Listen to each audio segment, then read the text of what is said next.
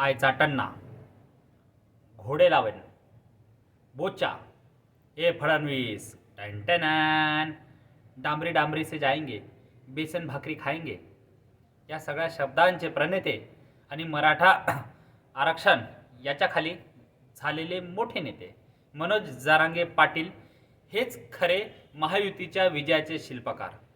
नमस्कार मित्रांनो, माझं नाव गोपाल काळे आणि तुम्ही बघत आहात द सेकंड ओपिनियन. मित्रांनो, मी का बरं असं म्हणतोय की मनोज जरांगे पाटील हेच महायुतीचा जो विधानसभेमध्ये विजय झाला आहे त्याचे खरे शिल्पकार आहेत. होय, देवेंद्र फडणवीस, चंद्रशेखर बावनकुळे, नरेंद्र मोदी, योगी आदित्यनाथ, अमित शहा, एकनाथ शिंदे, अजितदादा पवार यांनी मेहनत केली. सुनील तटकरे यांनी खूप मेहनत केली. मी मेहनत केली असं म्हणतच नाही, पण ह्या सगळ्यांच्या मेहनतीवरती जर कुणी जास्त मेहनत केली असेल, महायुतीच्या विजयाला प्रेरक ठरेल किंवा पूरक ठरेल अशी, तर ती फक्त मनोज जरांगे पाटलांनी. आता तुम्ही असं म्हणसाल की विधानसभेमध्ये तर विजय झाला, ठीक आहे, म्हणू शकता की मनोज जरांगे पाटील म्हणले बाबा, पण लोकसभेमध्ये कसा पराभव झाला? मग लोकसभेमध्ये मनोज जरांगे पाटील हे का महायुतीच्या विरोधात होते का? आणि मग विधानसभेमध्ये का महायुतीच्या सपोर्टमध्ये आले का? तर मित्रांनो, हेच आपल्याला समजून घ्यायचं आहे. व्हिडिओकडे वळण्याआधी प्लीज एक लाईक तर नक्कीच करा, आणि एक लाईक तर मित्रांनो तुम्ही करूच शकता, तेवढं तुम्ही प्लीज करा जेणेकरून माझ्या चॅनलची रीच वाढेल. मित्रांनो, मनोज जरांगे पाटील हो, दशकांपासून 1980च्या काळापासून मराठा आरक्षणाची मागणी ही काही नवीन आहे. शालिनीताई पाटील असेल किंवा अनेक मराठा मोर्चा आंदोलक यांनी आपले जीव प्राणाला लावले, यांनी अथोनात कष्ट केले किंवा मेहनत केली किंवा लढा दिला मराठा आरक्षणासाठी. आता खूप तज्ज्ञ लोकांनी, खूप हुशार लोकांनी लढा दिला, पण मराठा समाज हा मागं उभा राहिला मनोज जरांगे पाटलाच्या. होय, मनोज जरांगे पाटील यांचं नेतृत्व म्हणजे साधं नेतृत्व, भोळं नेतृत्व, एका गरीब घरातून आलेला व्यक्ती आणि समाजासाठी काहीतरी करतो किंवा समाजासाठी खरंच हा व्यक्ती आपल्या समाजाला आरक्षण मिळवून देईल ह्या विचाराने पूर्ण मराठा समाज हा मनोज जरांगे पाटील यांच्या मागे उभा राहिला. सुरुवातीच्या काळात मनोज जरांगे पाटील यांनी तसं दाखवण्याचा प्रयत्न केला की मी कोणत्याही राजकीय पक्षाशी निगडीत नाही, माझा कुठल्याही राजकीय पक्षाशी संबंध नाही, मला फक्त मराठा समाजाला आरक्षण मिळवून द्यायचं. पण अंतरवाली सराटीमध्ये तुम्हाला माहिती असेल, पोलीस तिथे जमा झाले, मोर्चा उपोषण सुरू होतं आणि त्याच्यावर पथराव झाला पोलिसांवरती आणि त्याच्या अगेन्स्टमध्ये पोलिसांना लाठीचार्ज करावा लागला. ही झाली पोलिसांचं वर्जन. पाटलांचं वर्जन वेगळं असू शकतं की त्यांनी लाठीचार्ज केला, पण कोणतेही पोलीस असं फजून लाठीचार्ज करत नसतात, हे आपल्या सगळ्यांना माहिती आहे. आणि मनोज जरांगे पाटील यांचं कसं खुलं एकदम राजकीय कनेक्शन आहे. शरद पवार पाटील असेल, ते काय ते आपले आरोग्यमंत्री होते, टोपे साहेब असेल, हे सगळ्यांशी कनेक्शन मनोज जरांगे पाटील साहेबांचं हे सगळ्यांना माहिती झालं आहे. छगन भुजबळावर पर्सनल टीका करणं असेल किंवा हे सगळं माहीत झालं आहे हो. त्यामुळे मनोज जरांगे पाटील हे शरद पवार जेव्हा सभेवरती जातात किंवा स्टेजवरती जातात, बापो काय साहेबांची ऊर्जा ती, बाप रे बाप. अहो कशाचं काय? ह्याच साहेबांनी तुम्हाला आमच्या मराठा समाजाला गेल्या 1980 पासून आरक्षण दिलं नाही. जेव्हा आरक्षणाची वेळ आली तेव्हा ओबीसी समाजाला आरक्षण दिलं, पण मराठा समाजाला आरक्षण दिलं नाही. ह्याच पवार साहेबांनी 4 वेळेस मुख्यमंत्री होते, 2 वेळेस कृषी मंत्री होते, 1 वेळेस डिफेन्स मिनिस्टर होते, पण मराठा समाजाला आरक्षण देण्याची इच्छा ही सुद्धा पवार साहेबांनी कधी दर्शवली नाही. मनोज जरांगे पाटील तुम्ही त्या साहेबाच्या भरोशावर उभं राहून बोलता की ओबीसी समाजातूनच आरक्षण मिळायला पाहिजे, सगळे सोयऱ्यांची अंमलबजावणी झालीच पाहिजे, फक्त आणि फक्त ओबीसी समाजातूनच आरक्षण आम्ही घेऊ. आम्हाला हे विचारायचं, तुम्ही पवार साहेबांचं ऐकता का हो? जे पवार साहेब तुमच्या आंदोलनाला, तुमच्या उपोषणाला, तुमच्या सगळ्या गोष्टींना खर्च करतात, त्या पवार साहेबांचं तुम्ही ऐकता का?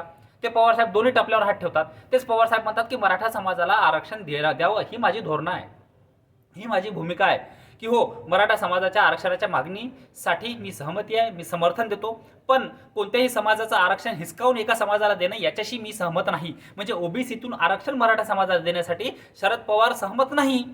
मग जे पवार साहेब तुमचे गुरु आहेत, तुमचे मार्गदर्शक आहेत, तुमचे फायनान्सर आहेत, तुमचे त्याला म्हणतात ना सगळ्या गोष्टी तुम्ही त्यांच्या ऐकून करतात, त्यांचं तुम्ही ऐकत नाही का? कारण की तुम्हाला देवेंद्र फडणवीस नावाच्या माणसाच्या नावाला जातीवादवरून छेडायचं होतं, दुसऱ्याच्या जातींना शिव्या देणं, याच्या जातीला कमी लेखणं, त्याच्या जातीला कमी लेखणं, ह्या सगळ्या गोष्टी तुम्हाला करायच्या होत्या, त्यामुळे तुम्ही या गोष्टी सुरू ठेवल्या. आता तुम्हाला सांगतो लोकसभेत काय झालं, आणि लोकसभेमध्ये महायुतीचा पराभव झाला, मान्य केलं, पण विधानसभेमध्ये मनोज जरांगे पाटील हेच महायुतीचे विजयाचे शिल्पकार कसे, याच्यावरती आपलं बोलणं गरजेचं आहे, आणि हाच आपला टॉपिक आहे. सगळ्यात आधी बोलू, विधानसभेमध्ये विजय हा महायुतीला जर मिळाला असेल तर तो मनोज जरांगे पाटील यांच्याचमुळे कसा मिळाला? आता मित्रांनो, समाज सांगतो. महाराष्ट्रामध्ये ओबीसी समाज जवळपास, जसं मनोज जरांगे पाटील म्हणतो आम्ही 6 कोटी आहेत, त्या 6 कोटीतले भरपूर सारे मराठा समाज आमच्या इकडला, आम्ही या ओबीसीमध्ये ऑलरेडी आहोत. विदर्भामध्ये, हे तुम्हाला माहिती आहे. मनोज जरांगे उचलली जीभ लावली टाळ्याला, काही बोलतो माणूस, शिक्षणाची अक्कल नाही, कोणत्याही गोष्टीचे बोचा टन्ना चिक्क्या मट्ट्या, घोडे लावतो गधे लावतो. काय बोलता तुम्ही? मराठा समाजाकडे आम्ही सुसंस्कृत, आमचा मराठा समाज हा सुसंस्कृत आहे, सगळ्या गोष्टींनी समोर आहे. मराठा समाजाला एक चांगला आणि हुशार आणि योग्य नेतृत्व मिळावं. पण ठीक आहे, आम्ही गावठी मिथून शोधला. आपण ते बरोबर तर बोला तुम्ही, कुणाला घोडे लावायचे, कुणाला काय लावायचे, कुणाला बायको शिवा द्यायच्या, कुणाला आई शिवा द्यायच्या, कुणाला लेकरा शिवा द्यायच्या. आता फडणवीसच्या तुम्ही घरापर्यंत घुसले, तुम्ही शिवा देते. जेव्हा उपमुख्यमंत्री होते तेव्हा तुम्ही फडणवीसांना शिवा द्यायचे. आज मुख्यमंत्री आहे तरी तुम्ही फडणवीसांना शिवा देतात. याच्यावरून लक्षात येतं की तुमचा जातीद्वेष किती मोठ्या प्रमाणावरती आहे. गावागावापर्यंत जातीद्वेष तुम्ही कसा पसरवण्याचं काम केलंय हे मनोज जरांगे पाटील ही तुमचीच महाराष्ट्रामध्ये देणं आहे की जातीद्वेष हा महाराष्ट्राच्या खालच्या स्तरापर्यंत जाऊन पोहोचला आहे. सांगण्यास तात्पर्य आहे की मराठा समाजाला एकवटला मनोज जरांगे पाटीलनी मान्य केलं. मराठा समाज हा मनोज जरांगे पाटलांच्या मागे एकवटला आणि त्यांनी एकवटलं आणि एकवटायलाच हवं. जर मराठा समाजाला आरक्षण जर कोणी मिळवून देत असेल त्या व्यक्तीच्या मागे मराठा समाजाने उभं राहायलाच पाहिजे. या मताचा मी पण आहे. मराठा समाजाला आरक्षण मिळालंच पाहिजे या मताचा पण मी आहे. पण एक माणूस ज्याला कायद्याची अक्कल नाही, त्याला कशाची अक्कल नाही, तो फक्त हो किंवा नाही या गोष्टीत उत्तर मागतो. आरक्षण देता का नाही सांगा. अरे देता का नाही म्हणजे तुझ्या घरचा आहे का? तुझ्या घरचा आहे का? तुझ्या घरी होतं ते विकून खाल्ला राहतो आणि काय तुझ्या घरचं म्हणतो तू? काय दुसऱ्याकडून आरक्षण मागतो तू? असं चालतं का राजा? लोक म्हणतात तू सासरवाडीत भाकरी तोडतो. त्याच्याबद्दल आम्हाला काही बोलायचं नाही भाऊ. तुझी लाईफ आहे, तू कसं जगायचं मनोज जरांगे पाटील साहेब हे तुम्ही जगा. पण पाटील साहेब या गोष्टीचा विचार करा ना तुम्ही. थोडासा अभ्यास लागतो कोणत्याही गोष्टीसाठी. भारतामध्ये आरक्षण कुणाला देता येत नाही हो.